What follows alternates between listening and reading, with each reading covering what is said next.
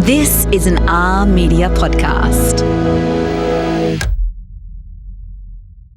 This episode is made in partnership with Wounded Heroes Australia, the only 24-hour, 7-day-a-week crisis service that helps veterans and their families in their hardest moments. This episode is supported by Vixen, Australian-made skincare powered by plant cell technology and designed to bring real simplicity back to skincare. Hey Mum, thanks again for dinner last night. I had such a fun time listening to all the old hits on the radio and sharing that delicious meal. I forgot to tell you, I'm catching up with Vika and Linda Bull today. You'll remember them because you took me to see my very first concert when they were in the Black Sorrows, and I'm really excited to talk to them, not just about the old days, but what they're doing now. So I will catch you up on that when we have our next meal and our next boogie around the kitchen table. All right, I'll speak to you soon. Love you. Bye. They say that the longest relationship we'll ever have in our lives is the one we have with our siblings, because they're the ones who remember the home you grew up in, the family meals, the sound of your mum's laugh, the private jokes that need absolutely no explaining. It's a really unique and special bond. So I kind of wonder, what would it be like to go to work with your sibling every single day? That's a reality for today's guests, sisters Vika and Linda Bull. Born just 18 months apart and raised in Melbourne by a Tongan mother and Aussie dad who filled their home with warmth, faith and song, these two women have shared virtually every chapter of life together. The big moments and the quiet ones. The losses along with that laughter. Today, they're celebrating a huge high with an entry into the ARIA Hall of Fame and a debut at #1 in the charts with their 9th studio album, Where Do You Come From? And they're joining us to open up about what nearly 60 years of sisterhood has taught them about love and how they make sure that closeness stays a gift without ever becoming something that they take for granted. To live a peaceful life, to that's all, I wish for my sister, to live a peaceful, happy life, and that, and to be content. I think that finding that and seeing out the rest of your days like that, that's what I want for her, just to be happy. I'm Tiffany Dunk, and this is the Australian Women's Weekly Love Stories. Vika and Linda, thank you so much for joining me here on Love Stories. Oh, thank you, Tiffany. Thanks, Tiffany. Oh, and we've also got another guest joining us. Who is this that we've got with us, Vika? This is Hank, my cat. Oh. I love him so much. We're attached at the hip. I call him my boyfriend. He's my boyfriend, actually, Tiffany. Oh, look, fair enough. I'm a fellow cat lady, so I allow this, absolutely. You're very beautiful, Hank, and we should all be so lucky. I'd love to start by asking, just given that we're chatting all things love, is there a love song that as siblings really unites the two of you? Probably Can't Help Falling in Love with You, the Elvis song. Would that be right, Vic? I think so. I think that would be the one. I was thinking exactly the same thing when she said it. What is it about Elvis or about that song in particular? We grew up listening to Elvis. I think we fell in love with Elvis when we watched the Blue Hawaii movie, and every single song on that soundtrack we know, because we used to watch Elvis movies all the time as kids, and Mum and Dad really loved his voice, especially his gospel stuff. But I think when we heard that song, I don't know, Linda and I just thought, we swooned over him. He was so handsome, and I think it's really the voice. It's Elvis's voice that was the thing that grabbed me. I don't know about Linda though, but that's what I connected with. I think so too. I remember we were so young that Vika got the lyrics wrong. It was, the line, wise men say only fools rush in. Vika always, what did you think that was? I always thought it was wise. Men say only fools brush hair. I can't help falling in love. And I used to say to Dad, why do they say that only fools brush hair? And it used to, I'll never forget it. That's right. I think it's also the only song we've ever done karaoke to. Oh, so really? we've got a real connection to it. Yeah, I don't know. It's a default song as well. Oh, well, there you go. I love that. Fun fact. Well, then tell me, growing up for the two of you, what did love look like in your household? Oh, that's a really beautiful question because we were lucky. We lucked out with our parents. We hit the jackpot in parent lottery.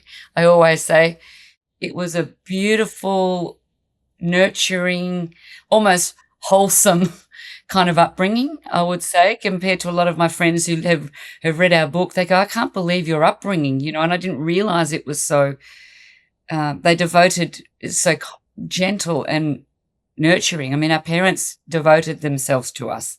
They worked really hard, but they were always there. If it was mum working on the weekends, Dad was the one that took over and he was always by our side. They were always together. And so from a love point of view, we were very loved, very loved. Oh, that's so fortunate. Growing up, sort of, you've got a Tongan mum and an Australian dad and having those two blends of cultures. What did that look like for you at home and how did that feel? It was interesting. It was the Tongans were always welcome in our home. We always had every Sunday after church, they would come and cook and eat and sing, or we'd have someone always staying with us from Tonga. Mum and Dad would sponsor people from Tonga to come out. They'd take care of them. They'd get them settled so that they could work and send money home to support their families. Dad also, in his job, looked after people that would come to Australia that got jobs in the agriculture department. I remember a family staying with us when we were very little. So they were very welcoming. And so, Dad would let the Tongans dig up the backyard and cook their food and roast their pigs. And then during the week, it was very much sort of, head down, study, go to school, all that sort of thing. They'd take us to sport. We'd do sport, basketball, swimming, diving. So it was busy, but always very with a watchful eye. They were very strict. I've got to say, Mum was so strict. Yeah. Still strict. Yeah, not Dad though. Dad was a bit looser. I think had he had his way, he would have given us a little bit more freedom, but we were never allowed very far off the leash. Oh, okay. Do you think that sort of helped set you up for success as you went off and grew up? I think so. I think there's something about discipline and restraint that teaches you patience. And, you have to be quite patient in the music industry. You have to wait, in our case, a very long time for things to come to fruition. But I think what it is good for, the way our multicultural background taught us or set us up for music, is that you welcome a lot of different people from different walks of life into your world very quickly. And you don't judge and you just let them be and you're patient with them. And I think that those lessons have stood us in really good stead for the career we eventually chose. Yeah. Is one of you more patient than the other? Good question. Yes, Tiffany. Linda is much more patient than I am. I tend to just charge through the door, just let's go. What are we what are we waiting for? Or, Linda's much, much more careful. And I think that is why, because she's watched me like a bull in a china shop type thing, just, bumbling my way through and I think she's watched that. So now she's like, she takes her time and that drives me crazy. But it's really good, actually. It's a good balance. It's sort of when Linda's a little bit, takes her time thinking things over a bit too long, I will say, come on, make a decision. Yeah. I'd love to chat about sort of when you started singing together. Obviously, as you said, music was always part of your home, and I know you sang in church. When did singing together as a duo, when did that sort of come about? And tell me about that early journey. Oh, well, the reason why we sing is because she was the powerhouse. She was the leader. So you can answer this question, Vic. Yeah, I've always sung ever since I think I was born. Well, Mum and Dad said, you're always singing around the house. You're always singing little songs, singing to yourself. Yeah. But Mum recognised that Linda and I could sing in tune from a very early age. So she took us under her wing and taught us how to sing in harmony. And the first thing we did was she taught us a little song to get up and sing in church in front of the congregation. She dressed us up and held the microphone for us and taught us this song in harmony. Now, we would have been about 8. Can you remember the song? Everything is hunky-dory-dory, children of the Lord. And we had little hand movements, and she was orchestrated the whole thing. She's very showbiz. I think the song was called something else, but Mum maybe couldn't understand it, so she changed it to Everything is hunky-dory-dory, but it might have been a different word, but we liked hunky-dory-dory, so that's what we sang. I love hunky-dory-dory. I'm going to make up my own lyrics. I know you've talked about this before, but we were chatting earlier about blood harmony and what that means. Can you explain for people who might not have heard that term? Is that something that works with you, and can you explain what it is? A blood harmony, I would say, is because we are sisters. So it's that it's a different sound, I think, when you sing with someone who isn't related. You have a natural blend that is unique. So even though Linda and I have very different voices, I think our resonating chambers are kind of similar. So that's why sisters and brothers or families tend to blend so well. So that's what a blood harmony is for me. That's my definition of it. Yeah, it's a unique sound that because the body's shaped, I think, similarly, and you've grown up together singing and listening to the same things, so you naturally fall into place in the right way. It's not like a jarring sound. It's a sound that sounds like one. No matter how many people, just one sound. Well, it's obviously stood you in good stead. So can you talk to me about when the idea of making music as a living came about? What was the first gig? What was your big break? Okay, so together it was a band called Sophisticated Boom Boom, which was a late 50s, early 60s girl group band. It was fantastic. We used to sing around the pubs in Melbourne, 3 girls up front. And one of the girls in that group left, and I said to Linda, you should come and sing in this band because it's harmony singing and it's really great. That girl group sound that, that I love so much. And so Linda and I joined that group together. Would you say, Linda, was that before Honeymooners? That's right. That was before the Honeymooners, yes.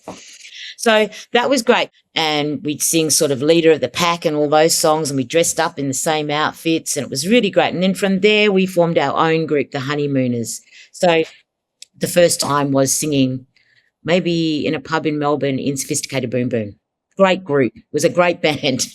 I think I came straight out of university. I wasn't planning on being a singer, so Vika grabbed me then and said, look, you already know the parts. You already know how to sing harmony. Vika knew how to sing harmony with me, which was like a very quick fix-it problem because they needed someone to harmonise with. And if I could already do it with Vika, then that was 2/3 of the band, that could work together. And, well, I enjoyed it. I thought this is really great fun. So we quickly jumped ship and I started our own band. And then we ran that band. We booked our own gigs. We ran the rehearsals. We chose our own musicians and went straight to venues and asked them to book us that way. We were very upfront with what we wanted, and we knew very early on that we had to get our own thing together. Otherwise, we'd just, we wanted to lead it. Coming up with Vika and Linda, we're going to hear tales of the road and all the craziness that entails. I'll see you soon. Confession time, guys. I'm really lazy when it comes to my skincare routine. To be honest, I'm lucky if I remember to wash my face at night and don't even go into applying all those different steps of toners, serums, creams, all the different things. It's why Vixen's all-in-one moisturiser was such a game changer for me when I came across it last year. Just one step, done. But I've found a new secret weapon and it's become just as easy to add into my lazy girl routine. Vixen's Shake to Activate Super Vita Serum is lightweight, It smells divine and it's really good for hydration. And I've got super dry skin, so that's been really great for me. All you need to do is just shake the bottle, apply a couple of drops to your face, and then whack on that moisturiser. And literally, what could be simpler than that? I'll let you in on another secret. If you go to vixen.com.au to purchase now, just add in the code LOVESTORIES. That's Love Stories, all one word, at checkout, and you'll get an extra 30% off. You're welcome.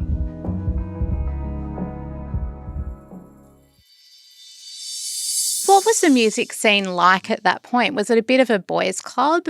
Was it unusual for a group of young women to go and take control in this kind of a way? Yes. I ain't gonna lie. Yeah, but I think because we had each other, it was more, we had more confidence. I think if we had been on our own, it would have been a lot harder, but we had each other. So we worked in tag team. Like, you know, if it didn't work, if Vika approached a pub and it didn't work for her, then she'd send me in and I'd try and get the gig. You know, we worked quite well together like that. What year would this have been? When we started, 1986. Straight out of high school for me. Vika was already singing. So for Vika, it was probably 1984. Wow. She's been at it 2 years before me, so I can remember it being 1986. So talking about that boys' club, can you give me some kind of examples, some, like memories or examples of what that felt like at the time or how it played out for you both? I think it was mainly, booking gigs, collecting money after shows. It was always dealing with men, and quite intimidating as well. And sometimes I got the feeling it was like, that kind of standing over you type thing. I could feel that a lot, and often Linda would go in and count the money and get the money. And I can't speak from experience for Linda, but for me it was I didn't like it. I didn't enjoy it. So I would always push my little sister in to go and get it because she was good at that side. She was good at business. She wasn't afraid of these men to ask for more money if she thought she didn't like being shortchanged ever. It was always like, I think I'm worth more. Even when we were singing backing vocals for Joe, we weren't on the same pay as everyone else in that band. And Linda said, you know what? I think it's time we got the same money as the rest of the band. So she went and said to Joe, I want the same money. She wasn't afraid at all. So she was always gunning for us, and which I'm really glad I had her because I was gutless. I would have been happy to stay on $75 a week, just because I love singing. But Linda could see we were worth more and wasn't afraid to ask. So that's where the partnership was really good, She could step forward for us. Oh, it's really nice, Vic, to say that because the only reason I did that, Tiffany, is because I knew that if they said no, that I'd just go, well, I'm going to go and get Vika, and they were terrified of it. No, but I wouldn't have done. I wouldn't have been as.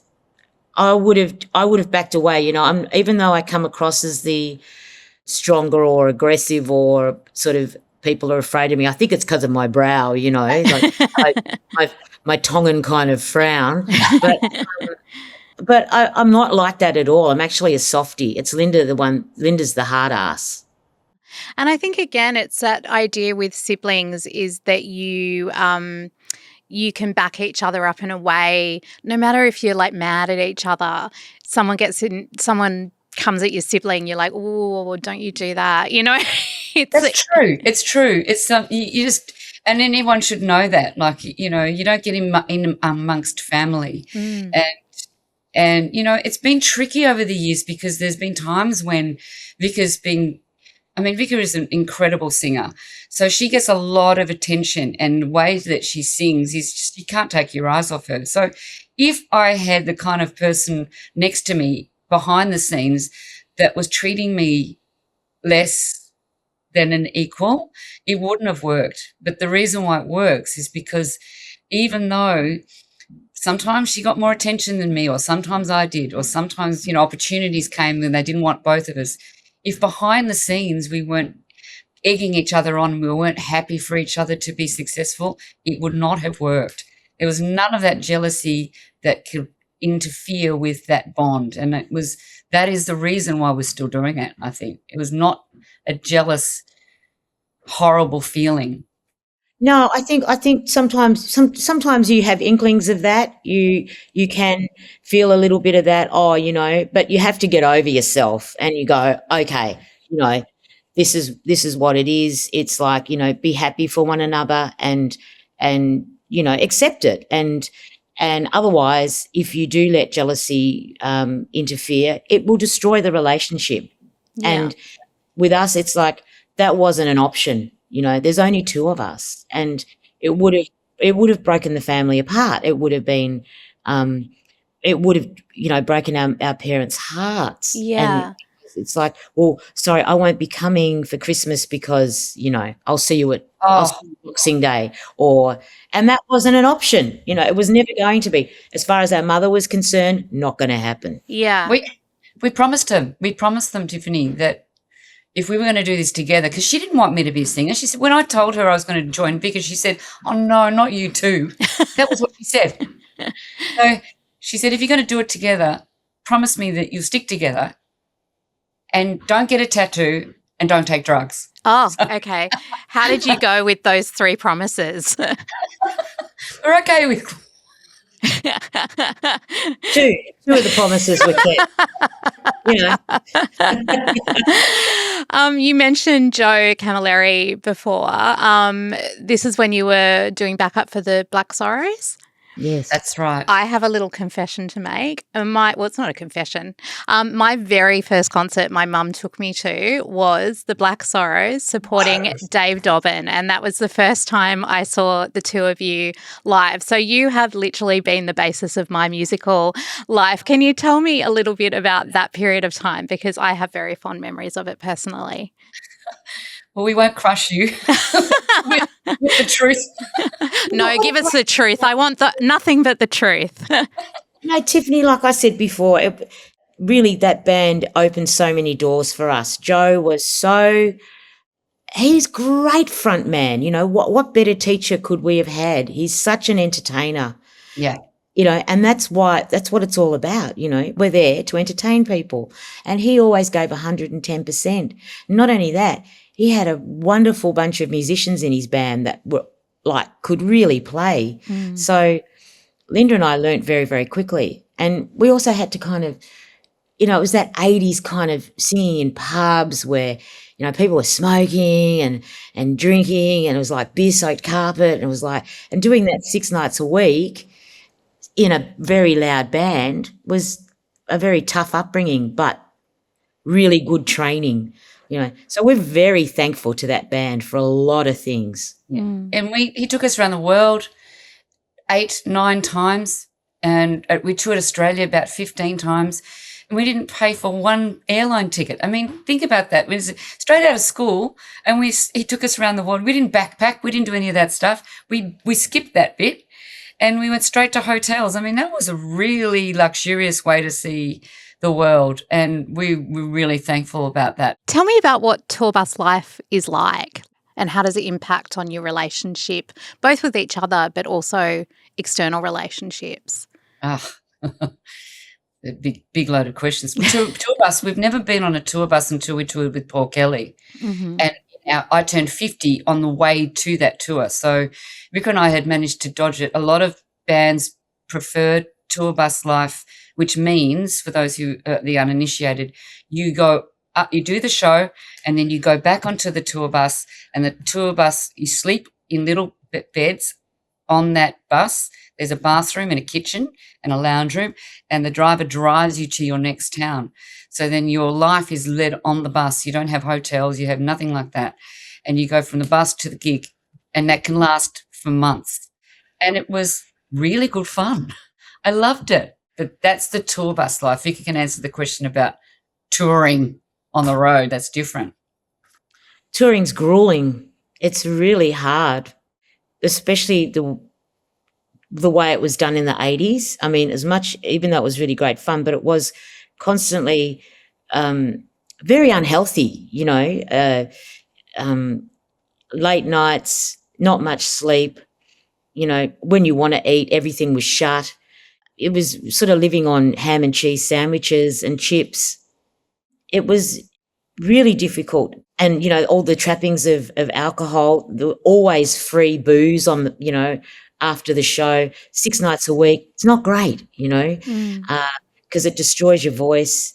But somehow that adrenaline kicks in and then, it overtakes and you're able to perform. But it's that being with a band and all together and in the same thing and going from town to town to town, you form this bond. It's like you're very, this is your family, your group. So it's very important that we all get along, that everybody likes one another, because once there's friction, which there's been, it's very uncomfortable, but it's hard work. The other part of your question is, what is it like to leave all these people? It's really hard. Our families, we're very family oriented, so leaving them is difficult, and coming back is hard. That's the hardest bit, Tiffany, coming home. What was hard about that? What did you find the most difficult? Breaking that routine of the road and trying to fit back into family life. That was like there'd be a bit of friction there first couple of days. Yeah. Yeah, because it was like, I can't explain it. Maybe you can, Linda. Well, you step out and then so they get their routine, and fair enough, but then you have to come back and then they have to readjust to you being home. And it's hard on everybody, and there were always arguments. I mean, I would always speak really gruffly. My daughters would always say, "Why are you speaking like that?" And I wouldn't even notice. I would be quite, masculine, I guess, in my attack when I would say, do something. It was like, why are you speaking to us like that? You never talk to us like that. You've been on the road, Swearing a lot. And Swearing, yeah, it's really bad. We're on road crews all the time, who we love. We love the crew, okay? Yeah. They're our favourite people, but they like to swear. So, so we would too. It's like, what's wrong with you, Mummy? So true. So how did you, I guess taking a step backwards then, you both had children first around a similar sort of age. How did you form those relationships outside of the ones you have with music and each other? Like, how did you find the time to form those first romantic relationships and then have kids on top of that too? Well, both of our partners were musicians. Right. They were both drummers. Yeah. Both drummers. Okay. Wow. Because husband's a drummer, mine was a percussion player. Uh-huh. So we met them through music. So they understood the lifestyle. Vika's husband is a very successful drummer, and he's away a lot too. So I can't speak for him, Vic, but those were the reasons why it worked initially, because we could talk to them. We had something in common. They understood the pressures of the job, and were probably more understanding than if we had married somebody like the boys I went to high school with, who were wonderful and still my friends. But I just don't know whether it would have lasted if I had have ended up with them, because I would never have seen them, and they wouldn't. The rot creeps in. It's like, why are you always away? It's not always about you, and why can't you stay home more? And you just can't. It's like 12 people waiting for you. Just like their job. Yeah. I guess, we married musicians so that they understand. It was when it's like having children, deciding whether or not to have them. Yeah. And because we're on the road so much, and how would their routine, they need their routine. And, but I just felt when I turned 30 that if I didn't have a child at 30, I just wasn't going to happen. So I just want, I really wanted to be a mum. I really wanted to experience that. And luckily we had our parents who were very hands-on. So they would come on the road with us, or we would leave the children with them. They very much involved in their upbringing, very close with their grandparents. And, because they were disrupted all the time, a lot. We took them out of school a lot so they could come on the road, because we thought that would be a good education. And, maybe sometimes we shouldn't have, but looking back now, they're great kids. They get along with everyone. You know, they're not fussy about food. They'll eat whatever's put in front of them. You know, they can pack their own bag. They can be ready in the lobby at 5 a.m., you know, when they need to be. So things like that. But yeah, it was a big discussion when I got pregnant. It was like a big discussion whether or not to have a child. And were you the first Vika to have a baby? Yes. Yeah. Wow. What's the age gap between your eldest, Linda, and your? The spread. So Vika went first, and her daughter now, Muffy, she's 28, Vic. Yeah. Should be 29 this week. Ah, happy birthday. Yeah. So I followed soon after because Vika and I knew that if we didn't plan it properly, if I didn't have a baby around the same time, then it would be quite difficult touring. So I went next, and my daughter's about to turn 28. And then I had a 7-year gap and have a 21-year-old. So that was a little bit harder. But we did plan it, and in order for it to all work. How did becoming mothers change the bond between the two of you, or did it change the bond between the two of you? Like, you know, where did you lean in and support each other once you became mums in a way that maybe you hadn't had to support each other prior to that? Well, I see, I only have one child, Tiffany, and I thought when Linda had her girls, I thought, this is great. I don't have to have any more babies. Because now they're like sisters, which they are, Yeah. you know. Yeah. That's gorgeous. Yeah, because once was enough for me. I didn't want to do it again after that. And Fair enough. yeah. So that was great. So we became closer because the girls were always together. Yeah. You know? And I think you're more understanding of the other person when you're trying to, you know, you've been up all night, and you know, if the kid hasn't slept, your kid hasn't slept, or they've had troubles at school or whatever, you're more understanding. You know, if someone's in a bad mood or they're very stressed or they're crying, you know, Vika and I have been through a lot with our girls. So we can read the signs pretty quickly. Is everything okay? You know, and then we unpack what's going on, and then we support one another, and we support our daughters where we can. After the break, how these sisters support each other through the bad times as well as the good. I'll see you in a bit. Hey guys, I want to throw a few numbers at you. The first one is 1 in 20. That's how many households in Australia have at least one person who has served our country. And chances are that could be your sister, your dad, your housemate, your neighbour, your partner, your friend. It could be you. And for many of those who have served, that service has had a long-lasting impact. Because the next number I have for you is 3.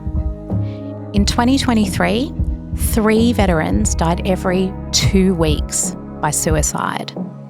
And that is a leading cause of death for ex-serving ADF members. I've got one more number, 1,555. That's how many Australian veterans were homeless on any given night during the 2021 census. So why am I telling you all of this? It's because you can do something to help put an end to these devastating numbers. Wounded Heroes Australia is a 24-hour, 7-day-a-week crisis service that's there any time of the day and night to answer the calls of veterans and their families in crisis and offer them an immediate lifeline. But they need your help to keep this going. Whether it's as little as $1 or even more, every donation from you can help to save the life of a veteran who dedicated theirs to protecting ours. Head to woundedheroes.org.au to make a real difference. Thank you. Now, we've talked a lot about that sort of the 80s and what the music world was like in that time. Take me a little bit forward to the 90s and the noughties and what the world of music looked like for you then and any kind of highlights or standouts for the two of you. I think that was maybe that wasn't a great period for us. After we left the Black Sorrows, we were in the Black Sorrows band for 6 years, and then we left and started our own career. We had our own career, and we did that for about 11 years, just trying to build on the momentum from the Black Sorrows because they were a very popular band. But there were ups and downs in that period where we really struggled with where we would fit in the music industry. Would we be soul singers? Would we be rock singers? Would we be gospel singers? What would Country singers. Country singers. What would sell the most? And we just didn't like to be pigeonholed. So then from a marketing point of view for two girls that look like us, the 90s was very different to what it is now. You know, they had a type in the industry that they liked, and we weren't it. Also, I've got to say that we're a little bit directionless, Tiffany. You know, we didn't have great management sort of steering us in the right direction. You know, you need that. You need, especially when we have very different taste. Linda and I have very, very different taste.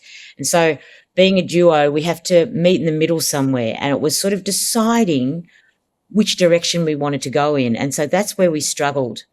And then not having the right management to help us navigate that. That's why we went through a bit of a lull. Did that ever lead to any conflict between the two of you? Yeah.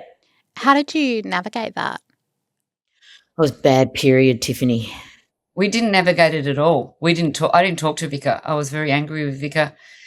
We had a big fight. And the way we overcame that was our mum. She held an intervention. She said, you have to get together and you have to sort it out. And I'm not leaving until you do, and shut the door. Oh, I love your mum. And we just went, we don't want to do this. I didn't want to go. And Vika was actually more forthcoming with her, you know, let's fix this. Vika was... Yeah, it was my fault. But really, we should have sorted out a few things before it got to that point. You know, yeah. I think it had just boiled, it had just gotten worse and worse and worse. I couldn't take it anymore, and then just let it rip. And I think it's really important that when you are a band or a duo like we are, sort your stuff out. Make sure it's sorted out with management and things like that, and make sure everything's very clear, and make sure you speak your mind, speak up, and so that it doesn't fall apart. So we overcame that though. Yeah. How long were you on opposite pages for? Oh, Linda didn't talk to me for 3 months. Wow. Well, that's fair enough, you know, but, you know, I mean, there was a lot of issues. There was a lot of stuff going on. So, yeah, it took a while to come back. It took a while to get our momentum back and decide, you know, because we had a break, you know, we did different things, and then decided that, you know, the love of singing was stronger than anything else, than any other career that we might have tried. Singing was what we did best. Was there a thought at that point that you might go your separate ways and try and do things alone? This was a really tricky thing, and I think it would be beneficial for Women's Weekly listeners to understand this, is that the setup that we had involved family. So our manager, I was married to him. Okay. So it was complicated. So in order for us, of course we still wanted to sing, but some things had to change. So I had to kind of choose between my partnership with Vika and how important that was, and my partnership with my family, my husband, who was our manager. So we stopped and we just changed everything. The only way we could do it was for me to stop and start again. Right. And so working with family is very tricky, but working with two family is just too complicated.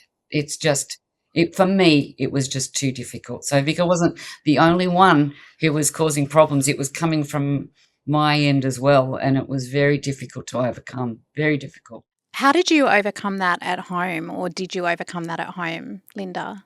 It caused a lot of friction. It caused a lot of friction because I'm very loyal to Vika, and he wanted me to choose, and I didn't want to choose. And I couldn't. It was just too difficult a choice. Like, I can't choose between you and my sister. It's not fair. So, I mean, his point of view, granted, will be very different. But in the end, we got divorced. Yeah. And I would never abandon anybody, but it was just too difficult. Yeah. That wasn't the only reason. It wasn't the only reason. But also now we've made it a rule. It's like when we work with people now, management especially, no family. Even my husband, who is a brilliant drummer, and I'd love him to be in the band, but he's not allowed to be. Yeah. Because Linda won't be able to speak freely if there is something that she doesn't agree with because of past history. Yeah, exactly. So it's like, hey, that's it. It's just us. How do you feel? I mean, obviously there was the conflict and whatever went on between the two of you, but how do you feel your relationship has shifted as a result of that hardship? Like, how do you feel that changed the two of you as siblings? The bond is stronger now, Tiffany. It's much stronger. It's those ups and downs. They're so great. You've got to have them. To build, to come back again and unite, and then it's much better. It's so great, and I think that we're making the best music that we've ever made. I think now, later on in our life, it's just so interesting, because when you're young, you're like, oh, it's so great. You just sing with abandonment, and you've got full of ideas and things like that. But I think now we've just sort of finally found our place. So coming out of that sort of tough time in the 90s and early noughties, can you just sort of sum up for me the sort of journey that's gotten you to this particular stage in your careers now? Like what were the highlights again for the two of you? Singing with Paul Kelly was a highlight. Being a part of his band for a long time, another great teacher. He taught us a lot about the art of songwriting, which we're doing more of now. We have stories we want to tell. So songwriting has become very much a part of what we do now. So, and he took us across America on a tour bus. He fed us, we made toasted sandwiches together. And she loves food. I mean, it was a highlight, after the gig, making, we called it shit on toast. Whatever was in the fridge, we'd put on toast. And that was our bonding moment. We'd talk about the gig and we'd all have toast with avocado or Vegemite or whatever was in the fridge. It was great.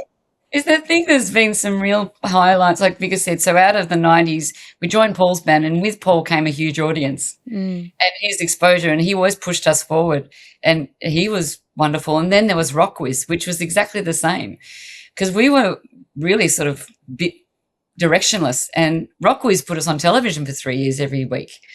And we learnt, the art of really focused, detailed, professional attitude to work from Julia Zamiro and Brian Nankervis. I mean, they are very relaxed, easy entertainers, and they're so fantastic and engaging, but the work that goes on behind that to get that done is incredible. I know sort of was it post-COVID that your Noble memoir came out as well. Do you think it's sort of, you've been very open about the things that have happened in your life. Do you think that sort of openness and willing to share again has changed the two of you?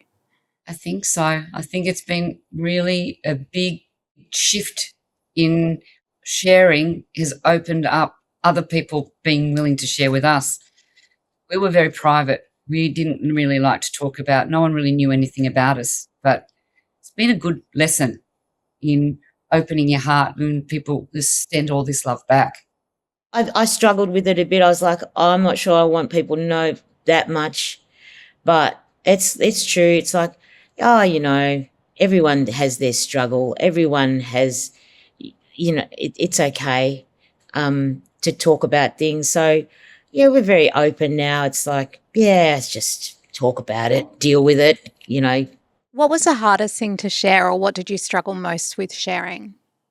Lots of things. I didn't want to talk about my drinking, but it had to be talked about. Yeah. And I've dealt with that now, and I'm very proud of that. I'm proud that I haven't had a drink for 5 years. So it's just, it was causing troubles too. So what kind of troubles was it causing for you? Well, just all sorts of things, drinking affects everything. Performance, relationships, health. It had to stop. You must be so proud of your sister, Linda. I am. Oh, my goodness me. It was a long journey and she got there, you know. I thought she would do it.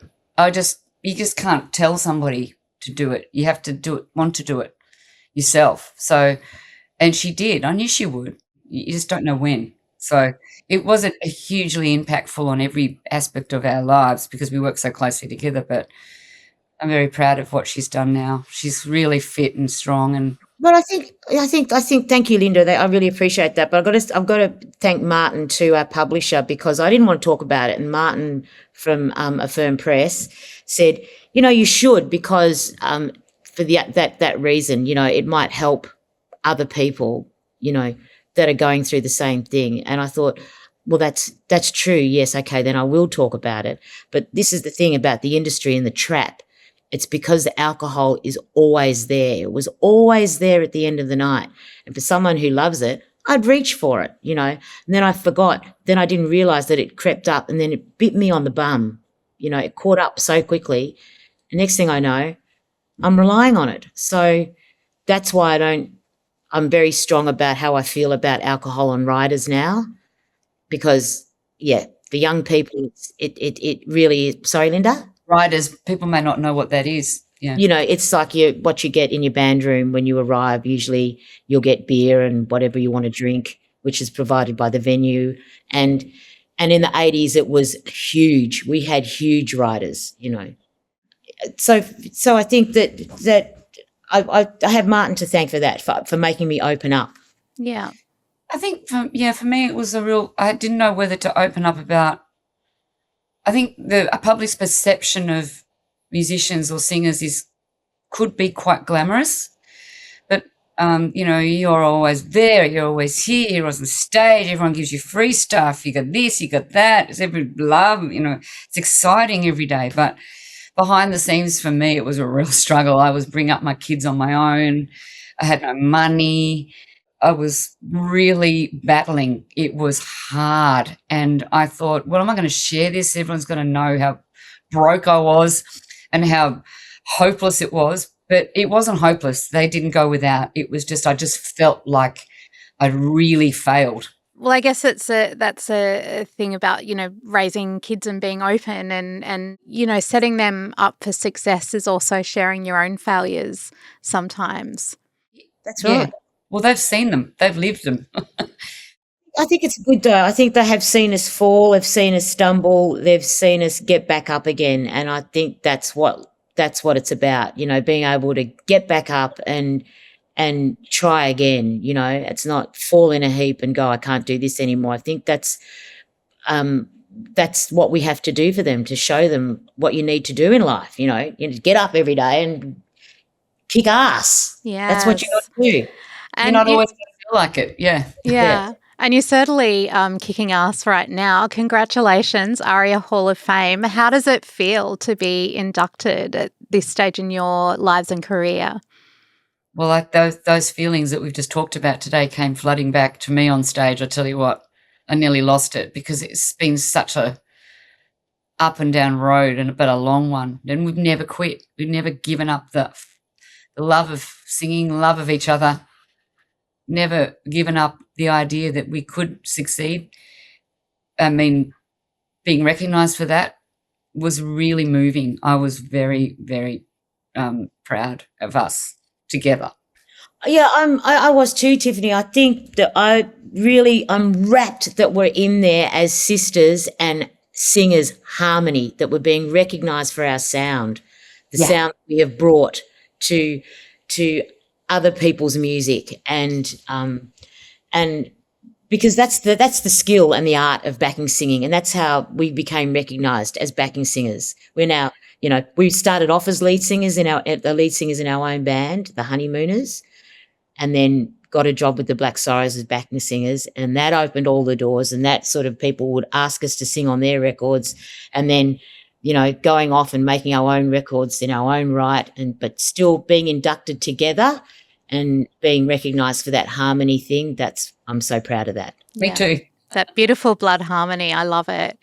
And it's not like you're not still making new music. Again, congratulations. #1 album on the ARIA charts, Where Do You Come From? Can you tell me a little bit about the making of that and why this particular album is so important to the two of you? Well, it's personal. It's a very personal record. We co-wrote a lot of the songs. We collaborated with a lot of great people, a lot of great Australian songwriters. And we wanted to tell our own story finally. It's like time to sing our own songs now, Linda.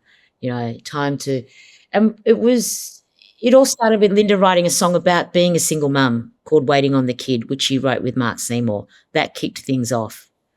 And then it was like, okay, this could be a theme. Let's start writing from life experience. Then I wrote Where Do You Come From? A childhood memory, being teased at school, getting the nickname Coke. That was the next song we co-wrote with Mark Seymour. And then it was like, okay, this is sort of becoming about life, and then it kind of took off from there. Menopause. I wrote a song about menopause. Went through it a few years ago. At the end of a tour, I was really depressed. I couldn't understand the depression, where it was coming from. Everyone was out partying. I felt like crap, wrote a song about it. Wrote a song about our love of swimming, just about life. So it's very personal. Sharing these kinds of stories, and especially in song, is so wonderful. It helps other people feel seen, or to put their own feelings into something that feels quite concrete. People are coming up after the show and telling us that, I don't know why, but I just cried through the whole thing. It's resonating in some way, and we're really, really happy about that. I had a lady, she came up to us after a show the other night. She goes, I really love your menopause song. She goes, I was sitting there with my husband and I was just going, see.